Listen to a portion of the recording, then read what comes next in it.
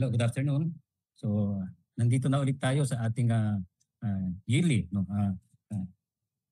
information para dun sa mga pagpo-file natin ng ating income tax return. Siyempre, bago natin since ang topic nga natin ngayon nagpo-focus dun sa mga purely compensation income earner at saka mixed income earner. So, let me discuss to you first yung topic ko dun sa compensation income earner. Kung ano ba yung mga covered ng compensation subject sa tax at saka yung mga exempted.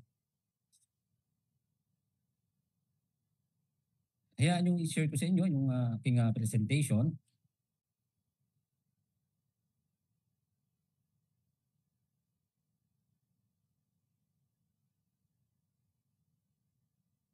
So ayan, bilang isang employee, ang kinikita lang natin is yung ating sweldo, no? Which is yung ang tawag natin dito yung salary, yung ating compensation, So ang wherein ito kinakaltasan nga ng tax, bago pa man ma-receive natin yung ating salary kinakaltasan na ng withholding tax. Ang basis nga natin dito is yung Revenue Regulation 2-98 and then yung 10-2018 and 10-2008 and ang pinaka-latest is yung 11-2018. Kung mapapansin nyo, parang every 10 years meron tayong bagong regulation pagdating sa income tax, ang compensation. So ano ba yung compensation or wages? Ito nga yung ating salary na nare-receive ng isang employee. It means all remuneration for services performed by an employee for his employer under an employee-employer relationship unless exempted by the NIRC and pertinent laws. So ibig sabihin kailangan merong employer-employee relationship para matawag siya na compensation. There are kinds of compensation. Yung tinatawag natin na regular compensation, which includes basic salary, fixed allowances for representation, transportation, and others paid to an employee. So ito yung regular natin na nare-receive. At meron din tayong tinatawag na supplementary compensation, which ito yung mga commissions, overtime pay, fees including director's fees. Itong director fees, pag ang nagbibigay nito employer din, ito yung subject sa compensation, withholding tax on compensation. Pero kung ang magbibigay nito ibang company, let's say hindi yung employer mo, nasa-subject ito naman sa expanded withholding tax.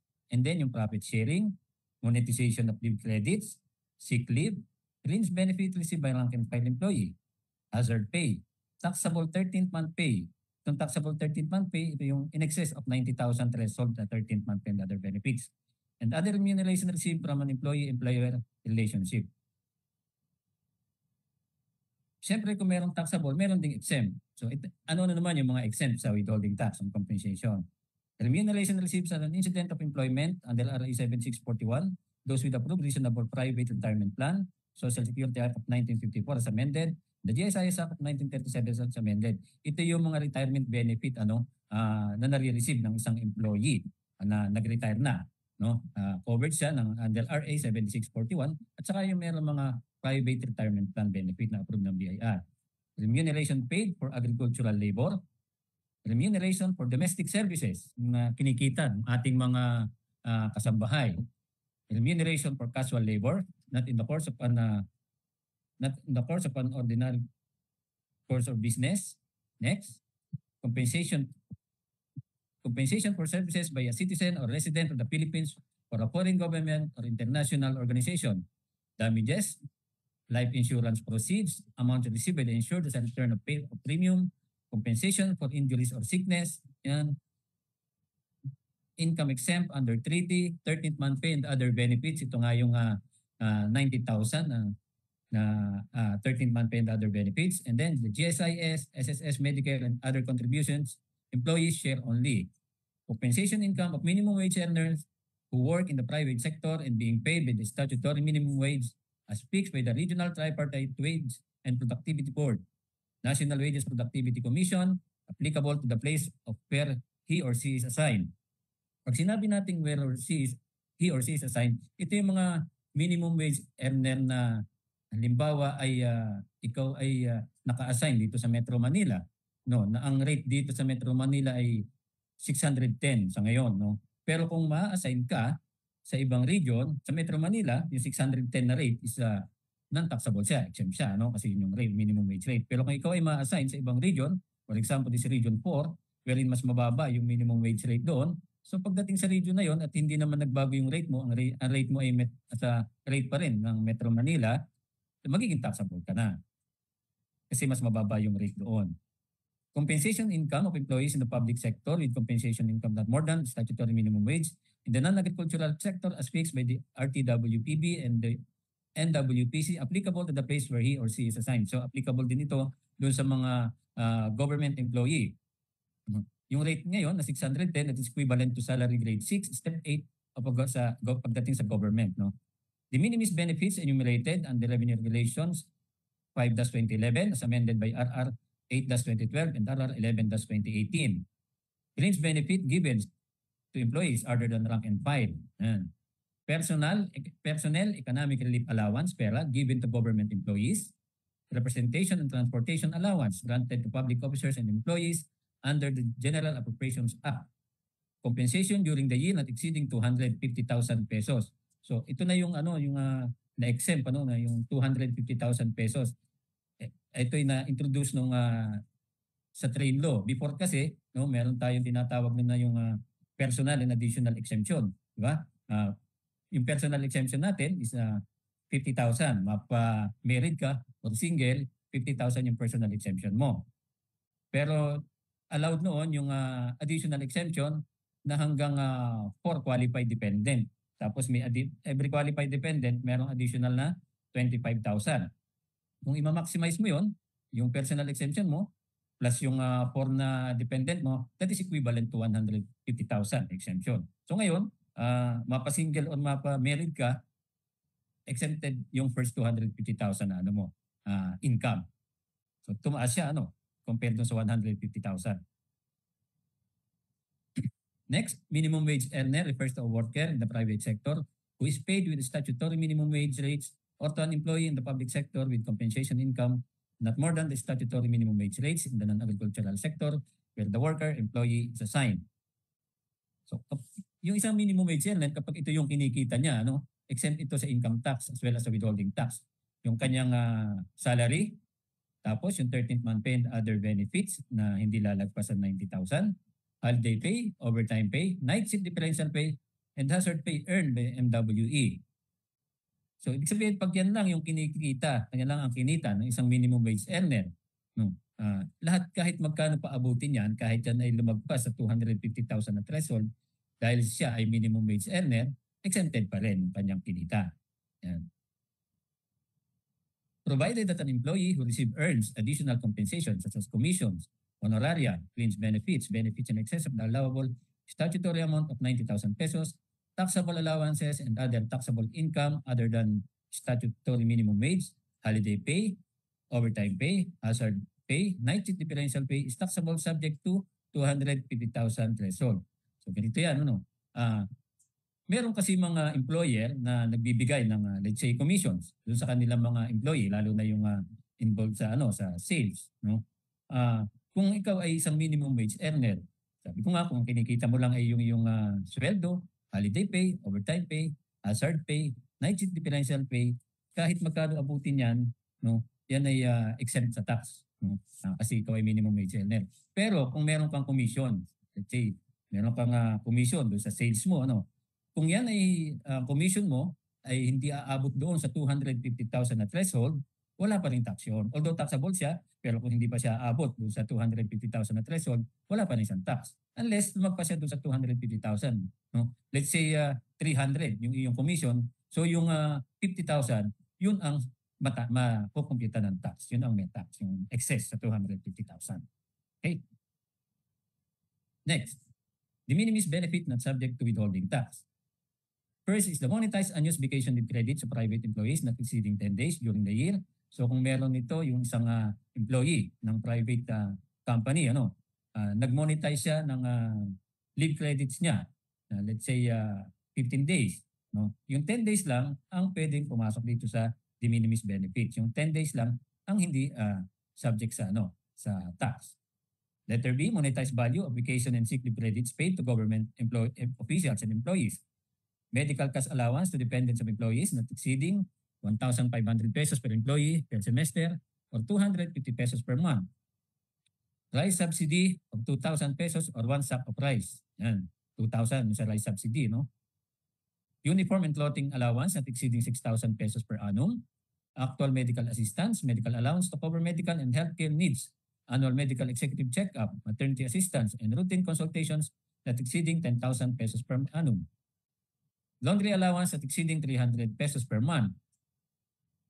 Employees achievement awards for length of service or safety achievement, which must be in the form of a tangible personal property other than cash or gift certificate, with annual monetary value not exceeding 10,000 pesos received by the employee under an established written plan which does not discriminate in favor of highly paid employees.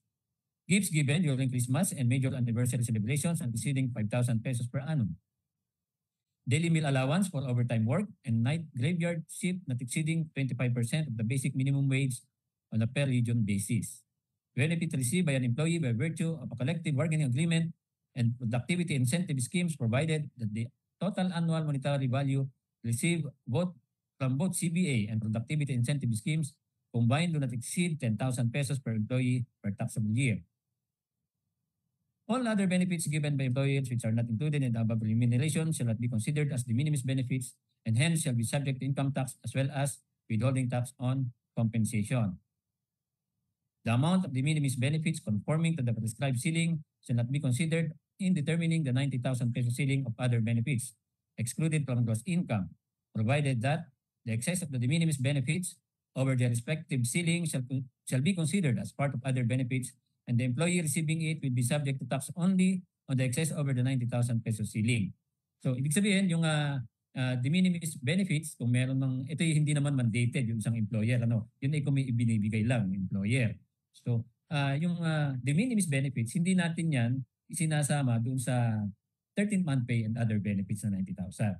No? Yung halimbawa, may na-meet niya yung ceiling, hindi yun isinasama doon sa total ng 90,000 na other benefits. No? Pero, kung ikaw ay kung merong binibigay na de minimis benefits yung isang employer, halimbawa, is yung uniform allowance. May threshold tayo doon na 6,000 pesos. No? So kung ang uniform allowance is umabot doon sa 7,000, since ang de minimis benefits natin is equivalent lang sa 6,000, yung 6,000 hindi talaga siya taxable, except siya kasi nga de minimis benefits siya.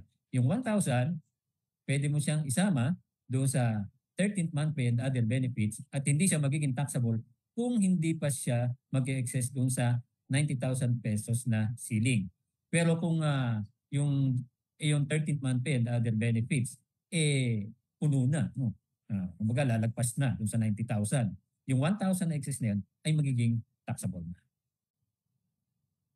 Revenue Memorandum Circular Number 46-2013, benefits under collective negotiations agreement granted to government employees or organizations duly approved, accredited by the Civil Service Commission is included in the other benefits under Section 32B-7E of the Tax Code of 1997.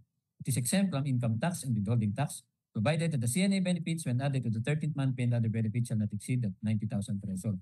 So ibig sabihin, yung CNA na nare-receive ng mga government employees, yun ay kasama doon sa 90,000 pesos and 13th month pay and other benefits. So kung excess na siya, magiging taxable na rin.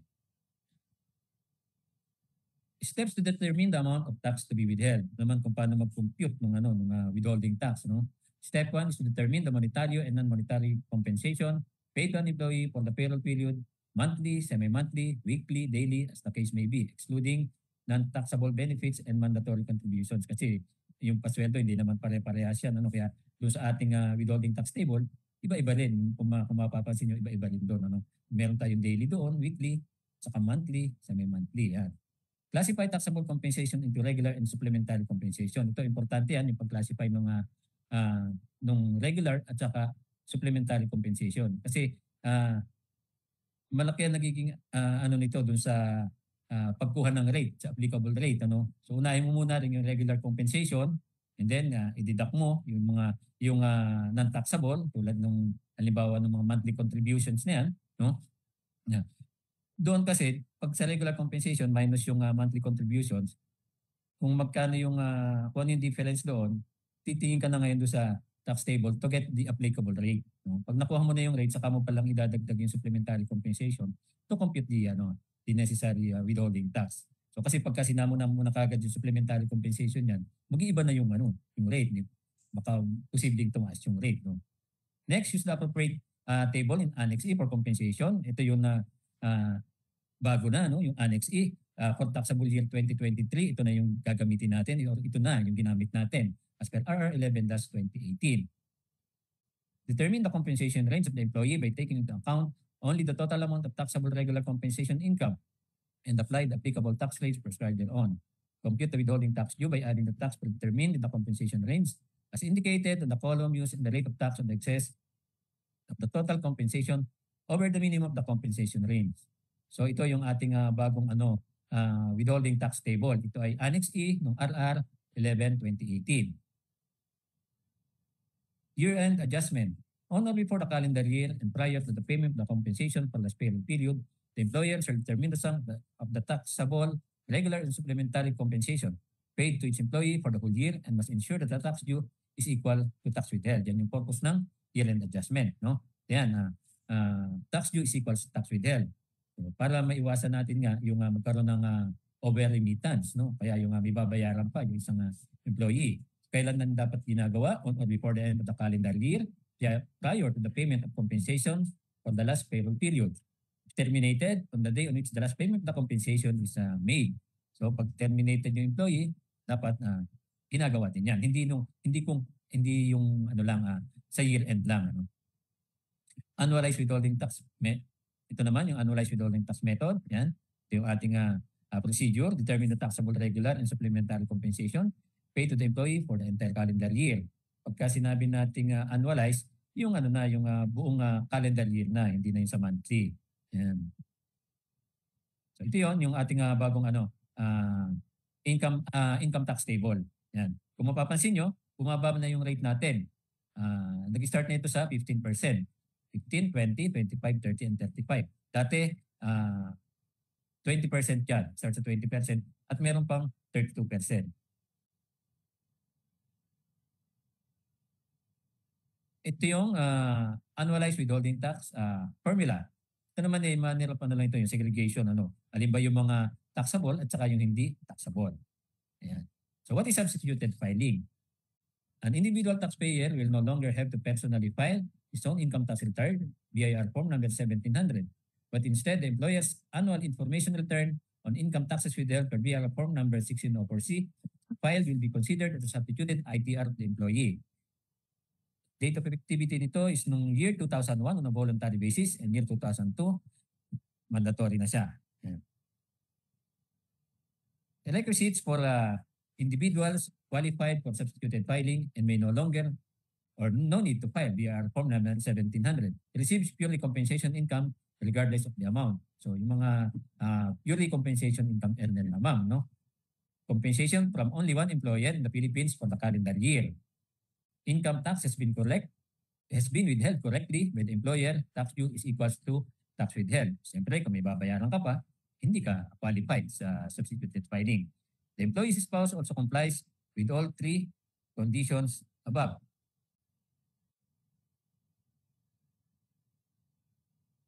And then, number 5 is,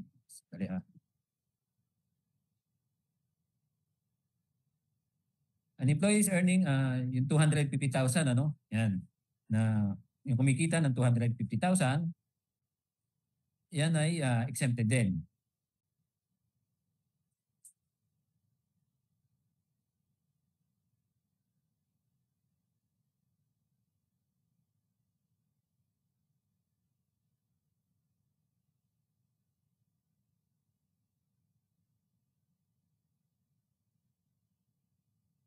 Next, a minimum wage earner as defined in RR number 8-2018.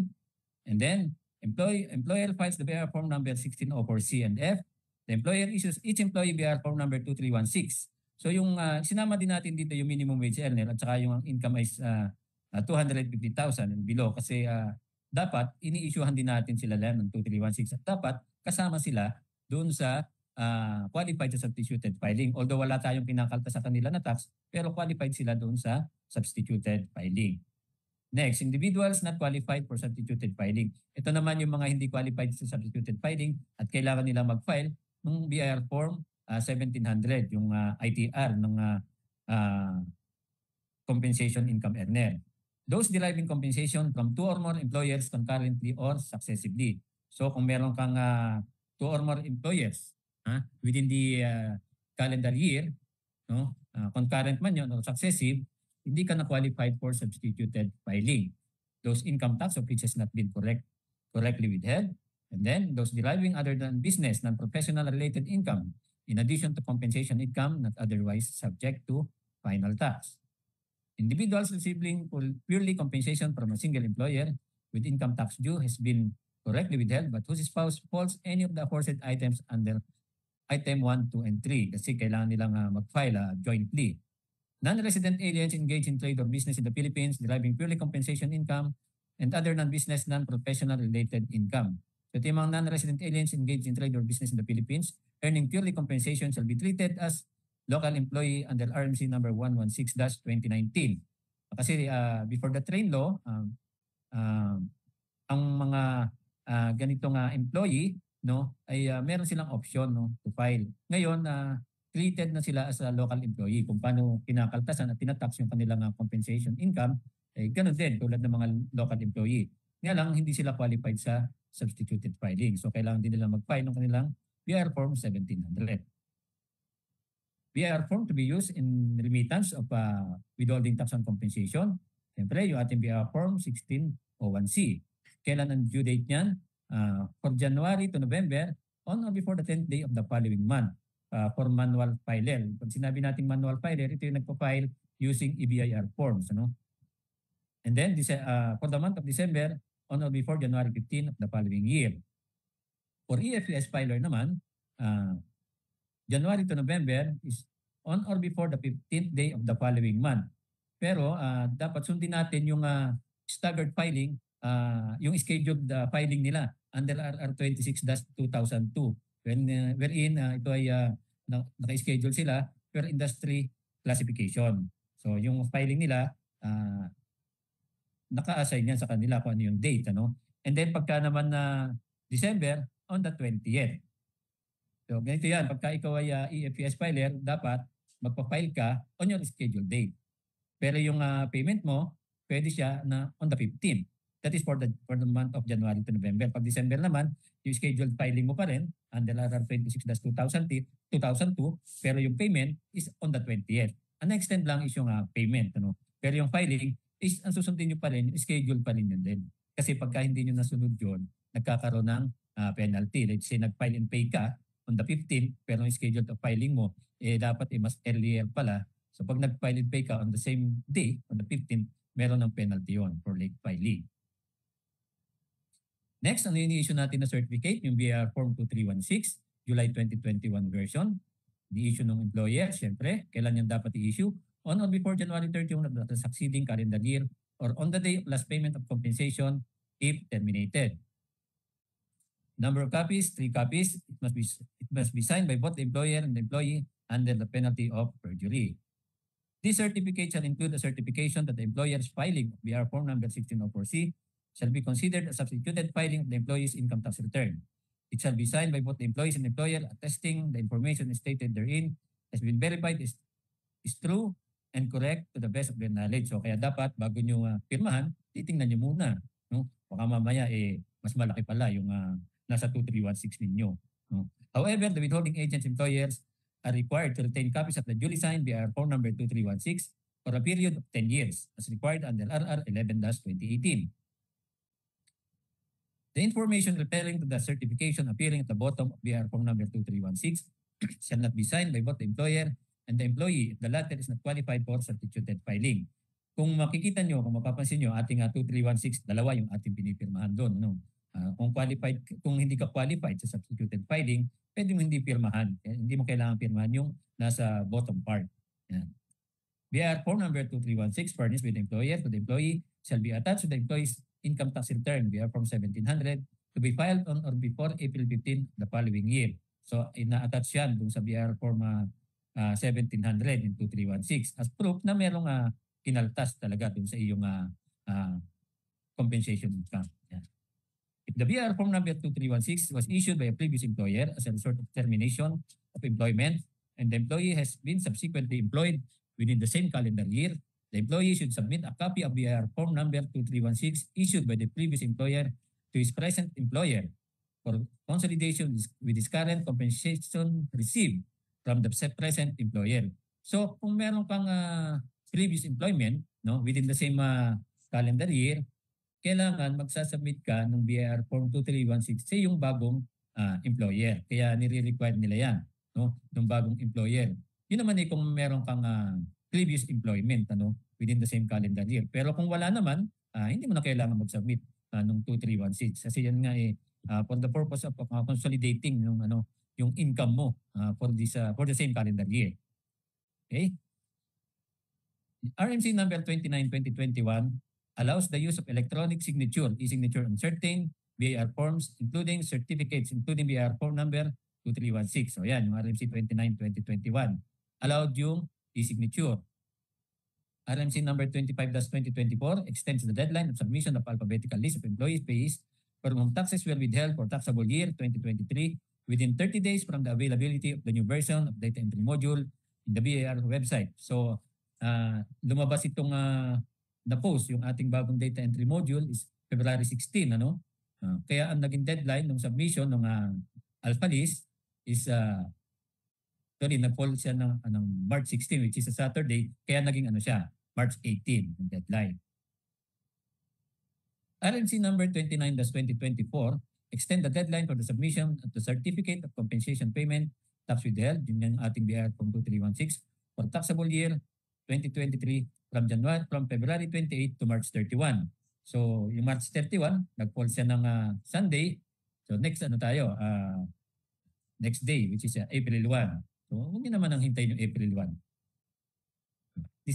It also disallows the submission of BIR Form number 2316 without the signature of concerned employee, especially those who are qualified for substituted filing. Kasi meron tayong previous RMC noong 2021 na ina-allow natin yung walang signature ng employee. Kasi kaya inalaw natin yon kasi nung panahon kasi na yan sa pandemic pa. So ngayon, hindi na natin tatanggapin yon yung walang signature ng employee. Lalo-lalo na kung yan nga ay qualified sa substituted filing. It also limits the documentary requirements submitting BIR Form number 2316. So bukod doon sa ating scan copy ng BIR Form 2316 na naka-save sa DVD-R or USB, ang required na ang attachment na lang niyan is yung Annex C of RR 2-2015 at saka yung Annex F ng RR 11-2018. Okay?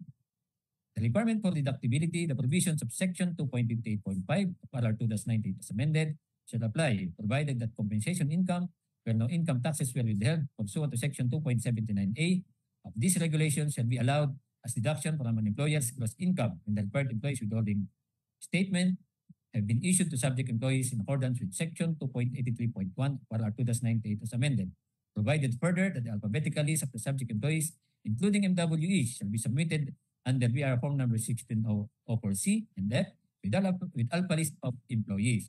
So yan, so para maging deductible expense kailangan ito ng isang employer, magawa niya o ma-file niya sa BIR. Okay, so with that, diyan po natatapos yung aking presentation when it comes to compensation ng employee at withholding tax on compensation. Okay? Marami pong salamat sa inyong lahat sa pakikinig at sana ay hindi kayo inantok, lalo ni mga oras na ito talagang lalo na taxation pinag-uusapan.